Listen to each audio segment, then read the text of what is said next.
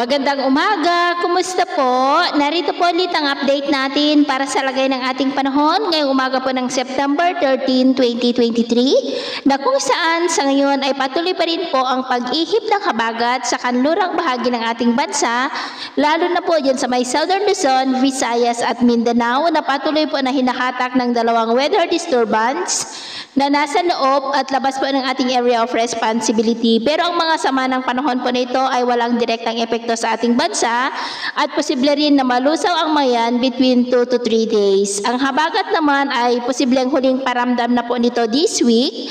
At sa susunod po na linggo ay posible ng walang habagat at patungo na po tayo sa transition period ng amihan season. At sa atin naman pong long range forecast ay wala pa naman pong bagyo na nakikita na tatawid sa malaking bahagi ng ating bansa hanggang sa susunod na 2 linggo, pero posible pa rin ang pamumuo ng mga sama ng panahon at ang development pa rin ng mga ito ang ating babantayan.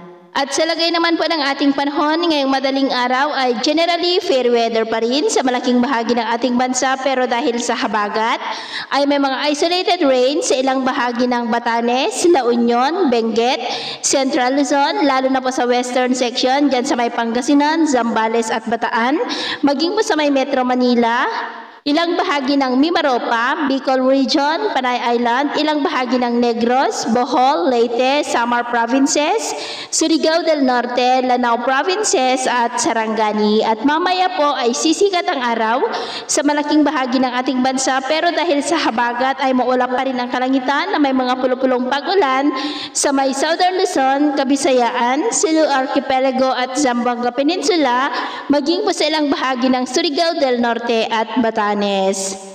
At mamayang hapon po, mas maraming lugar na muli sa ating bansa ang makakaranas ng maulap na kalangitan na may mga pulupulong pag-ulan at posible ang may kalakasan ng mga pag-uulan sa ilang mga lugar. Kaya kung lalabas po tayo sa ating mga tahanan ay ugaliin lamang po natin ang magdala ng kahit anong panangga natin sa init ng araw at proteksyon na rin po sa mga biglaang buhos ng ulan.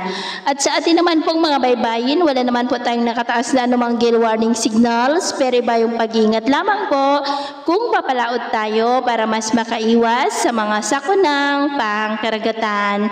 So, yun po ang latest update natin sa araw na ito. At ako po muli si James na nagsasabing, sa kahit na pagsubok po na darating sa ating buhay, huwag na huwag po tayong mawawalan ng pag-asa. Thank you and God bless!